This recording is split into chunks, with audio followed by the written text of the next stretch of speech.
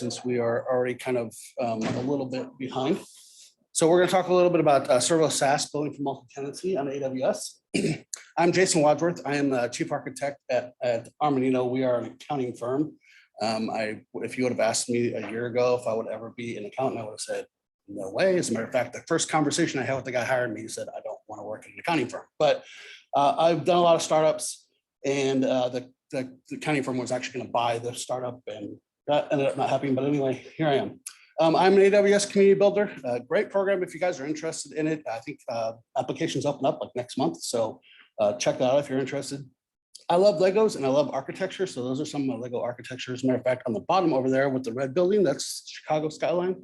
That's Big Red, which I don't know where that is relative to here, but Chicago's got some fantastic architecture. If you're into architecture, do some tours. There's some fantastic architecture in this area. All right, let's talk a little bit about you. Who is this session for? So for starters, I'm going to have some expectation that you understand what SaaS is and like why you might want to use it. We don't have a lot of time in these sessions, so I'm not really going to dig into like, the pros and cons of why you might use a SaaS application. But so mostly kind of expect you already know that. You have a general understanding of what serverless technologies are in AWS. I'm not going to get into them deep, and you don't need to know them deep for this conversation, but just kind of like, if I mention Lambda, you know what Lambda is, right? It's a compute service. You're someone who has some questions about how, what things to look for when you're building a SaaS application, right? So some of the areas that are concerns that you might want to make sure that you're covering as you're thinking about a SaaS application. And ultimately, you're someone who wants to make sure that your SaaS application is secure. And this is an area that's really important to me, so I'll probably spend more time there than anything else. As we get started, I'm going to talk about some of the deployment models. And I start here because as you're building a SaaS application, some of the things that you want to think about, the deployment models that you use really change how you think about those things, right? So I'm going to talk about it here and go over what these are really quickly, and then we'll talk about these throughout the different parts of the conversation. So we start off over here on the left. This is the pooled model. This is where you're most likely going to start if you're building a SaaS application, and frankly, maybe where you always live, right? This is where you get kind of the most bang for your buck. It's where everyone's using the same infrastructure, whether it's the compute, the data layer, every part of that, everyone's shared, right? So this is kind of like the gold standard for SaaS applications. The next one is the isolated model. And as its name suggests, every tenant gets its own complete infrastructure, right, from front to back. This is one that you're probably not going to want to use a whole lot. If you're somebody who has like a few really big clients, this model might work for you. But generally speaking, it's not one that most people want to use. It does have some advantages, as we'll talk about later, but it's a lot of maintenance, right? Managing that across all your customers can be a lot of overhead. Last one is hybrid. And of course, as you imagine, that's kind of a combination of the two. I'm showing here a really simple version of hybrid. And that is there's a pooled model, and then there's like separate versions of that for each tenant. This can actually get a lot more complicated than that. You might have, for example, a free tier pooled. You might have a paid pool, and then a premium pool. And then you might have like your isolated ones for your really, high value tenants. You also can start getting into versions of a hybrid where maybe you have a pooled model, but sections inside that infrastructure end up actually being unique to different tiers or individual customers. And we'll actually look at an example of that as we go through it. But those are kind of the three high-level deployment models. And again, we'll talk about those throughout this conversation today. All right, so what are some of the SaaS challenges? These are some five big ones that I'll talk briefly, some of them briefly, some a little more in depth today. There, of course, are more things to worry about when you're doing SaaS than just these five things, right? But these are some of the big ones. So starting off, onboarding and offboarding. If you developed an application in the past that was like distributed, where you had to somebody downloaded and installed an application, you didn't have to worry about this, right? They downloaded it, they onboarded, they offboarded, it was none of your problem. When you're building a SaaS application, this is something you have to worry about, right? How do customers get onto your system? How do they get off your system? In the pooled model, it's usually pretty simple, right? It's like an entry into a database, maybe you add a user and there they are, they're sharing everything. So there's really not much more to do. In the isolated model, as you can imagine, you have to stand everything up for that customer. So that might be a white glove where somebody is literally going through and doing some installation stuff for that individual tenant. You might have some automation if you have volume to justify it. And then in the hybrid model, That could actually get pretty complicated if you have different tiers, right? So you might say you have to figure out up front what tier are they in, what pool do they belong in. You might have the ability to move people to different tiers, and so that can be a little more complicated. Offboarding, of course, is important from a cost perspective. If you think about, in the isolated model, maybe you've got a Lambda function that's hooked up to an SQS queue, and if anybody has done that before, those cost money because you're constantly pulling SQS. And so if you don't shut that down, even though it's not being used, right, there's no data flowing through it, but it's actually costing you money. So it's important to think about onboarding and offboarding when you build a SaaS application. In the pooled model, not a whole lot to do. Turn the customer off is pretty much it. Compliance. I'm not going to talk too much about this, mostly because our time's pretty constrained, but also I'm not a compliance expert. That said, something to definitely be thinking about, right? There's a lot of different compliance frameworks that are out there that you may or may not need to care about. If you're doing credit card processing, you definitely need to worry about PCI, right? So think about that. We'll talk about some things when we do data security and privacy that will kind of impact that. But for the most part, think about compliance. If you're doing HIPAA or healthcare, you have to worry about HIPAA. I work in an accounting firm, so we do SOC 2 audits for people. And there's some compliance things that come into play for you there. Be thinking about that as you're building a SaaS application and how the different parts of your application, how the compliance things that you're talking about, the controls you have in place, how they relate to that. All right, the next one is performance and isolation. Grab a drink here. I talk kind of fast sometimes and I'm causing my mouth to dry out. All right, so this one's pretty interesting. Performance isolation. If you think about, you have a customer who's paying for your service and they start hammering your service, right? Let's say you have an API that allows them to just start banging on your service. And all of a sudden, all your other customers are like, why is everything slow today? It's because that one customer is overwhelming the service. Or let's say you have a free tier and you have thousands of customers on your free tier, but you have your paid customers who are getting bombarded or slowed down because of the large volume of free tier customers. What can you do for performance isolation to allow your compute and your performance not to be affected by the entire system? There's a couple solutions here that I'm going to talk about. There's a lot more. First, I'll start off. If you're doing isolated, this is a non-issue, right? You don't share anything in the isolated model. As a matter of fact, in the isolated model, you can go so far as to say every one of your tenants has their own AWS account, in which case, like the worst thing that can happen is like you've overwhelmed AWS in that region, right? Which you've created a whole bunch of different problems. Maybe that's what happened the other day. Anyway, but in the isolated model, you don't really have to worry about it, right? The pooled model is where this really comes into play. And so in the pooled model, there's really very few things you can do, right? I'll start off with Amazon API Gateway. If you're using Amazon API Gateway, and unfortunately, only the original Amazon API Gateway is this apply, the HTTP API does not have this, but you can create API keys. And the API keys actually allow you to put some usage plans on your different, each key can have their own usage plan, but generally what you would do is create like usage plans per tier, right? So if you got like your free tier and your premium tier, you can put rate limiting on that and actually cause different rate limits on different tiers so that your customers can't hit it more than so many times per second. You can limit how many requests they can make in a week and things like that. So that can actually allow you to keep that one like spammer from just overwhelming your account, right? So I would encourage you to do that. The SQS example here I talk about. So this is one of those situations where in a hybrid model, where you might look at even within a pooled system where generally speaking, they're using mostly the same infrastructure.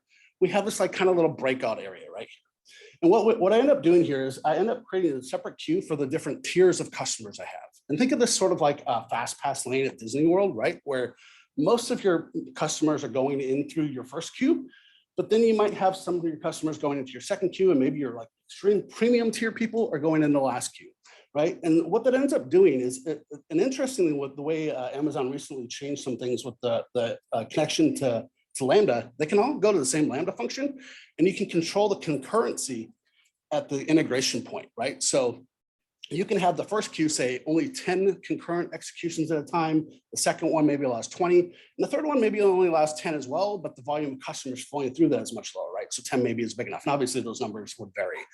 One thing to keep in mind, anytime you're doing something like this, make sure you have metrics coming through, so you know when those queues are starting to get backed up, because you'll want to know when to make adjustments. But that's a good way, so that if you imagine if this first queue is getting overwhelmed with customers requests coming through, but a customer who's on a premium tier, they're going to skip that line and they're going to go to the other line, and their compute's going to go through right away. All right, maintenance and upgrades. This is, again, one of those things where when you were distributing software and people were downloading it, you didn't really have to worry about too much, right? You had to, of course, build the maintenance upgrade packages, new versions. You had to like distribute them, but your customers were on task for actually installing those updates, deciding when to do it. If there was going to be downtime, it was up to them to manage it. In a SaaS application, it's on you. And so there's a few things to think about here. One, you want to mostly try to keep your downtime as limited as possible. And so, you know, if you think about what you would do before, you would have this downtime, schedule maintenance, right? You want to try to reduce that, because there's a lot of overhead for that, especially when you have a lot of customers using it at the same time, right? Trying to coordinate that can be a challenge. So you want to build backwards compatibility into your APIs as much as possible, even some forward compatibility where it makes sense, and that can be complicated at times, but you want to be thinking about that so that when you do produce an update, it doesn't cause people who are using your application to all of a sudden have to change their code. And that even goes for your internal UI, right? So you may have a UI and you think, oh, I'm deploying the UI at the same time as my API and it's all good. But the reality is somebody has their browser already open and that code is running, and it's going to hit that API that you updated. And unless they hit the refresh button, they're not getting your new code, right? So yeah, you can do some things to try to prompt them to update their UI, but maybe they're in the middle of something. You don't want them to have to throw away their work, right? So you do want to try to keep forward and backward compatibility in there. The other thing is, keep in mind that you may have global customers, right? So if you do need to have scheduled downtime in just the US is maybe pretty easy to do if your customers, like one of the companies I worked at, our customers were very much 9 to 5, Monday through Friday, right? So we could do a scheduled downtime in the evenings, late at night. We could do them on the weekends, no big deal. You get into a global economy, that becomes a lot more challenging, right? Because what's midnight here in Chicago is not midnight in London, and it's not midnight in Asia. And so you start having those challenges come into play. Now, if you do need that, you can do things like the pooled model, where you have different pools for different regions. And frankly, for performance reasons, you may want to do that anyways, right? You may want to have things stood up in the US and Asia and regions closer to the customer. But you might want to do your maintenance plans and deployments based on that when you do need to have downtime. All right, that doesn't work for that. Last one is data security and privacy. This is one, again, very passionate subject of mine. I like to say that if your idea of data protection is a where clause in SQL, you are not protecting your data. And what do I mean by that? Imagine, if you will, you have some code that developers written that, developers make mistakes, right? We're not perfect, we're human. ChatGPT hasn't taken over the world yet. And so we're not written completely by AI. And right now they're probably more likely to make mistakes than the human is. But if a developer pushes some code to production, and all of a sudden, one customer is seeing the other customer's data. That's a problem, right? That's a big problem. Now, if you're Microsoft, you can probably get away with this. After all, people are still using Azure. But if you're a startup, as I've worked at several startups, that could be the end of your company, right? If you expose one customer's data to another customer, your customers are going to be like, this is not cool. I'm going to look for another solution. And that's the end of things. So this is an area that's really important for you to worry about. Now, again, from a solutions perspective, if you go to the isolated model, again, don't really have much to worry about here, right? From an isolated perspective, everything's separate. You don't have to worry about it. But in a pooled model, which again is where you probably want to live, there are some things you can do. So I start off with the idea of just planning for failures to happen. And this is actually very similar to what Werner Vogels has said, everything fails all the time, right? I think of it more in terms of mistakes happen all the time, right? And so this isn't so much about failure from the system failing, it's failure from a developer perspective, right? We can write all the tests in the world that we want, but the reality is things are gonna happen where mistakes are gonna happen and things will make it to production that aren't supposed to be there. So let's talk through this a little bit in detail. This is our simple architecture at Armanino. We use AppSync on our front end. AppSync is GraphQL service. You can do this with API Gateway as well. It's very similar. We have a Lambda function that is connected to that. That Lambda function is going to query some data out of DynamoDB. And if you're not aware, Lambda function, its permissions are all based on the role attached to it, right? So you attach a role to Lambda function. That role says all the things that this Lambda function is allowed to do. And so typically you would say this Lambda needs to get data from this DynamoDB table, so I'm going to grant it access to that. Now, think about what I was just talking about. Some bad code made it to this Lambda function, and it's exposing data from different customers. This role has given it permission to do that. So what can we do differently? We start off by just removing that right there, right? No longer does Lambda have permission to talk to this DynamoDB table. Now, of course, ultimately, we do need to have this capability in it, right? We do need to get data from DynamoDB. So how do I make that happen? AppSync and API Gateway as well have this concept of a custom authorizer.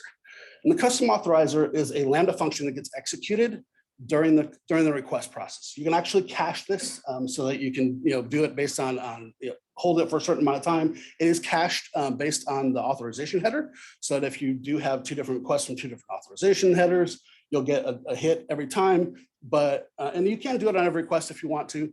We generally cache ours at about 5 minutes. So the same authorization header comes in 5 minutes later, will not hit this, or within 5 minutes won't hit this. Now, the authorizer gets pretty much all the header information, or at least depending on the ones you're using. AppSync, you get the authorization header at least. We use JSON Web Token, JWT, and that JWT can come from pretty much anywhere, honestly. We use Cognito. You could use Auth0, Okta, whatever you want to use. The key is that JWT tells you not just who the user is, but we encode in that JWT the tenant ID. What customer does this belong to, right? And that becomes very important. During this authorization process, of course, we validate the JWT and do like your standard JWT things, but then we're going to make a call to AWS STS. And STS is the secure token service, and it's there to issue temporary credentials. As a matter of fact, it's what Lambda is using when it makes a call to assume the role. But it does it a little bit differently. It does it automatically behind the scenes. We're going to do this in our code. We're going to assume a role, much like Lambda would do. And that role is actually going to have the same permissions that I told you not to give Lambda. Now, you may be kind of wondering, like, why are you doing this? Because you're back in the same place as you were. But here's the key. When you are calling STS via the SDK or the API, you actually can pass in a policy. And when you pass in a policy to STS, you're not just getting the role or the permissions that role has, you're actually overlaying that with the policy that you provide, and only the permissions that are across the cross-section of those two policies are really what you get. So we pass in a policy that looks something like this.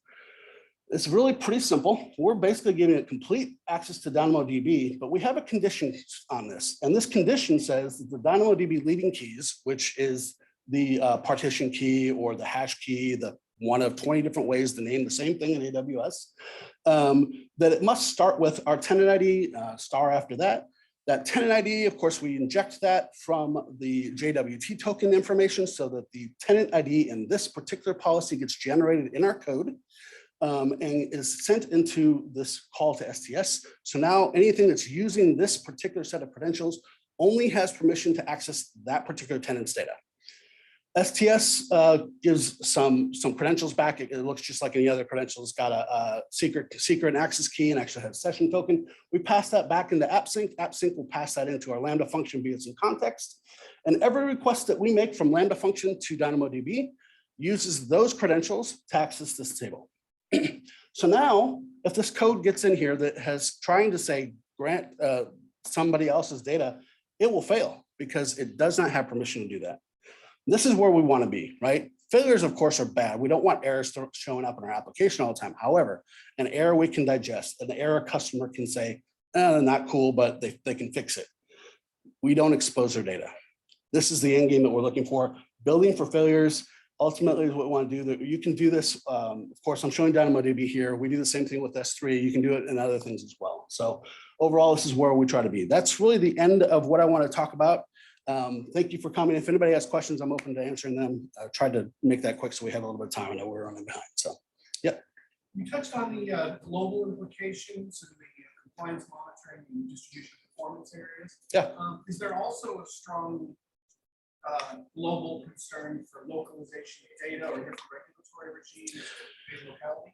Yeah, certainly. The question was really about whether or not you need to be worried about data locality and localization regimes when you're building a SaaS application. Yeah, certainly. When you're talking, GDPR, for example, is something you have to worry about in Europe. And so if you're building a SaaS application and you're wanting to have European customers use it, you're going to need to deploy that into a European region. And as a matter of fact, sometimes I think Germany requires it to be even in the country, right? So you're going to have to go so far as to deploy into Germany. So certainly, yes. How much that matters to you depends a little bit on your customers. And for example, Canada has laws around data residency, but they're a little bit more lenient. I think they're more about if they're government based. And so if your customers in Canada aren't interacting with the government, then you don't necessarily need to do that, right? Maybe you can use a US region. So yes, absolutely something to think about, but not something you always need to think about. Okay, so it's not an overriding concern. We're talking about yeah, I don't think it's something when, again, that compliance section is something definitely think about, right? You don't want to overlook that. And so when you're thinking about your application, like where do you need to be from a compliance perspective?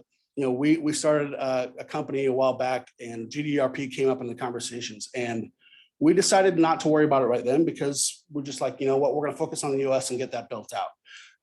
But we knew that when we got there, we were going to have to do some changes. And so that's the kind of thought process you need to have. You don't necessarily need to answer all the questions right now. You just need to know what questions you need to care about right now. Yeah. Although AWS limits can be prohibitive, are there cases where you consider isolating tenants in specific infrastructure, like different DynamoDB? Yeah, absolutely. So the Dynamo table thing, probably not as much on the table level, unless the customer is just really adamant, like I want my data completely separated, then you might do that. But from a performance perspective, DynamoDB handles some massive performance. So I typically wouldn't worry about that one. But performance wise, yeah, the limits within AWS is something you need to worry about. Sometimes, again, if you got really big customers as opposed to your smaller customers, you might want to stand them up separately. And typically those are going to be like cost decisions on your part. Performance as well, but a cost decision, like because there's overhead to managing that, right? And so are you getting enough value out of that customer to justify standing up separate infrastructure for them? Sometimes it's just literally having like multiple tiers and having those tiers in different AWS accounts to make sure you can handle those limits as well. Yeah.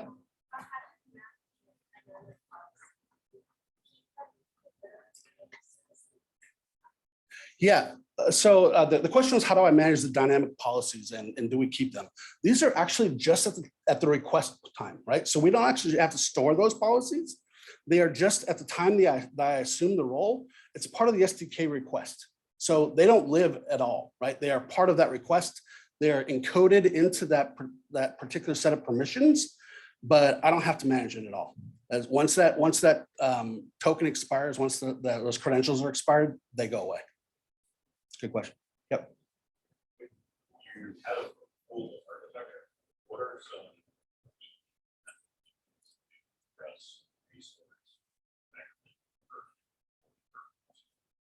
some the question is, what are some things in a pooled model that you might measure to understand usage per tenant? So it's a lot more challenging. You end up probably having to do things like tagging, things where not so much tagging, that's the wrong way. Writing metrics, custom metrics, right? So where you end up having to write custom metrics and put information about the tenant on those. Certainly you can tag things like the SCS call. I can make sure that I'm putting some metadata on there to know that it belongs to that customer, but that can be one of the bigger challenges, right? Understanding usage and understanding which tenants are really bombarding the system. And especially if you're getting into where you're charging based on usage, that's where it becomes particularly important to record that information. And again, I think it's typically going to be custom metrics that you can put into CloudWatch metrics, and you can put all kinds of information on those. Anything else? Yeah.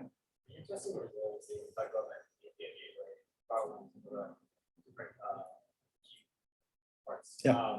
Are you using AWS internal stress testing like that, or are you using like an outside application? Honestly, I haven't done a whole lot of that. So the question was, what tools are we using for stress testing? I haven't done a whole lot of stress testing because I've been at so many startups that have been early stage and I haven't really had a whole lot of need. There are some AWS tools for that. Especially you look at, I can't remember the name of it, but some of the CloudWatch tools that are designed for that. But there are third-party ones as well. The key to me is less about the stress testing and more about the metrics around what things you need to be aware of that either run into limits or can be overwhelmed, right? And that includes understanding your concurrency limits in Lambda, understanding your throughput limits in API gateway, and those sorts of things, just having metrics in place to let you know when you're starting to become overwhelmed. But the stress testing becomes important as you grow, for sure. Yep. I think we are about out of time, so I'm going to cut off. But again, thank you so much for coming. I appreciate your time Today?